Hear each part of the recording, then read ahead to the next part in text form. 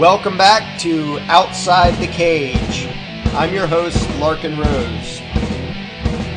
At the end of the last segment, we considered a drastic, radical concept. What if you spent your money and let your neighbor spend his money? Fits well with live and let live, and with do unto others as you would have done unto you. So why don't we do that? Who is it that's out there constantly telling you that'll never work? Who is it that's telling you and your neighbor that if government didn't take money from both of you and spend it in the name of the common good, that there would be chaos and mayhem? In other words, who is telling you that you should not just live and let live, that you should not do unto others as you would have done unto you, but that instead you should forever be at odds with your neighbor, battling in the voting booth over which of you will be able to force your will and your values and your ideas on the other guy? Who is pushing that message? Well, it's the people you vote for and the people your neighbor votes for, the people in power. Why? Because if you and your neighbor decide to get along and leave each other in peace, if you and your neighbor decide not to rob each other or boss each other around, even by way of government and politics, then the people in power would have no power. None at all. Every bit of their power to control and extort, every last scrap of that power comes from you playing their game. Here's a thought. Imagine this. What if any given politician could only tax and control the people who voted for him? What if Democrat politicians could only tax Democrat voters? What if Republican politicians could only enforce their laws upon Republican voters? Well, for one thing, then we'd actually have the consent of the governed. For another, there wouldn't be ongoing vicious animosity between parties. Why would there be? Why would I care who you vote for if I don't have to pay for it or abide by your agenda? And why would you care how I voted if you weren't going to be subjected to my values and priorities? We wouldn't be at each other's throats. We'd get along just fine. And wouldn't that be even more democratic than what we have now?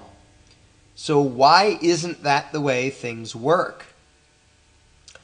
Well, who would lose out in such a situation?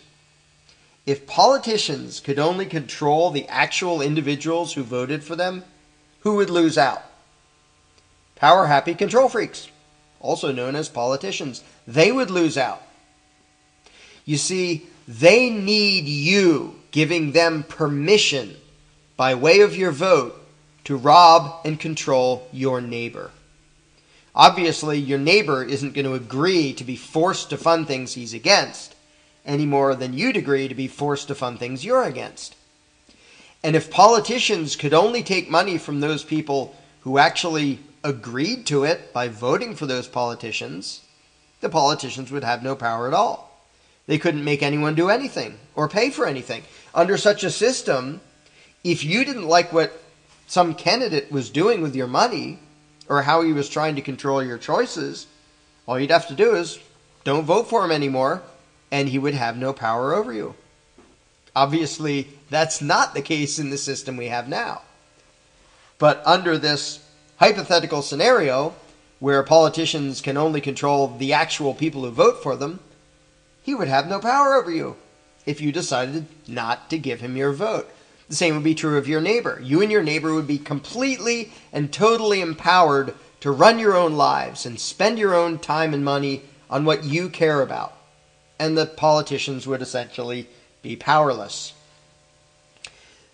The politicians depend entirely upon the divide and conquer tactic that the ritual of voting and the game of democracy provides them. They need you to want your neighbor robbed and controlled. And they need your neighbor to want you robbed and controlled.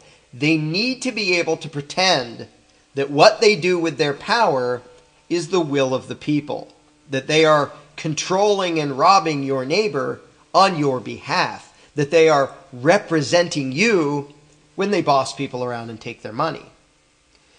Because if the politicians just did it on their own, if a few hundred people in Washington just said, hey everyone, give us trillions of dollars and do whatever we say, who would listen to them?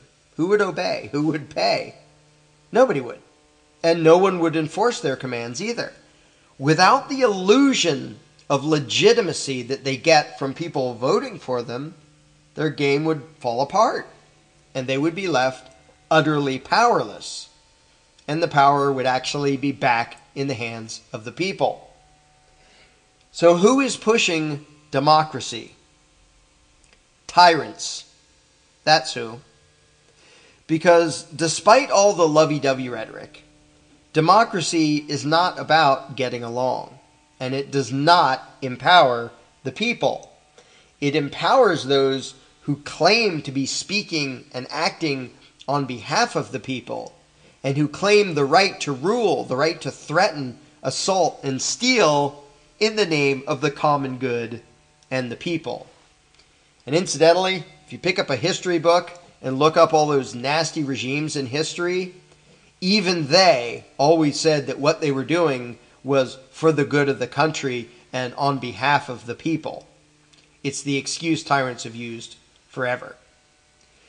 Now, in the last few minutes we have tonight, let's bring things back down to the most basic level, back to just you and your neighbor. Let me ask you this. Are you and your neighbor capable of peacefully coexisting? Do you think you could each refrain from assaulting or robbing each other? Even if you're of different religions or from different cultures or have different beliefs and priorities, different lifestyles, different habits, different vices, different tastes in things, different hobbies, even if you're different in dozens of ways, even if both of you can find things about the other to not like, can you still coexist peacefully? I bet you can, and I bet you already do, except when it comes to politics and government. Most people, whether they're Christians, Jews, Muslims, atheists, or anything else, recognize that it's good to be civil to your neighbor, to respect his property, and to leave him in peace. Most people try to get along, even with people they don't particularly like. Whatever the specifics of your moral code and how you think you should treat other people, you probably believe in and live by the rule of live and let live in your day-to-day life. Why is that? Because you know that that's the right thing to do. That's how good, civilized human beings behave. That's how they treat each other. So why would you abandon that rule in favor of conflict and coercion when it comes to the game of politics? Why would you allow yourself to be talked into advocating that your neighbor be forcibly controlled and extorted? Why would you imagine that inside of a voting booth, that's suddenly okay, that it's suddenly okay to advocate your neighbor being forcibly controlled? Why would you imagine in that voting booth that suddenly that's a perfectly fine way to treat other people? If that isn't how you behave in your day-to-day life, and I'm guessing it's not, why do you think that calling it law and politics would make it okay? Yes, you can have lots and lots of differences between yourself and your neighbors. So you have a beer and your neighbor has a joint. Do you really think that situation requires the intervention of armed mercenaries of the state?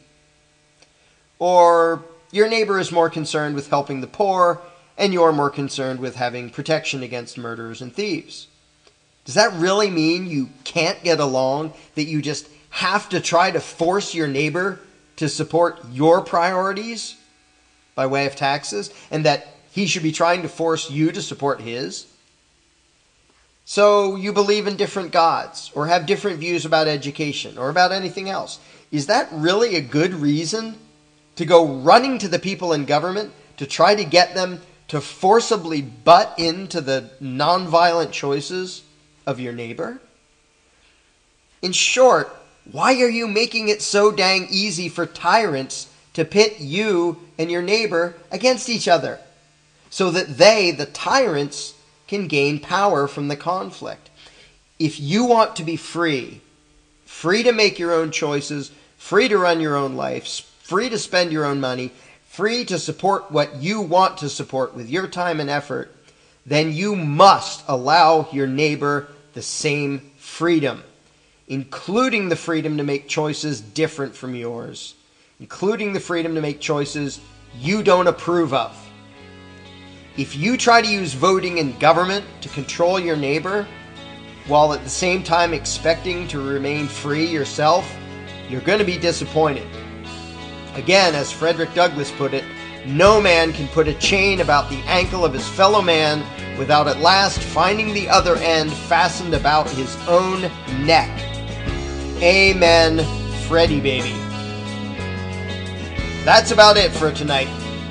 If you really want to better understand how you are being tricked into supporting injustice and into betraying your own moral code, get a copy of my latest book, The Most Dangerous Superstition, which you can get at Amazon.com or at LarkenRose.com.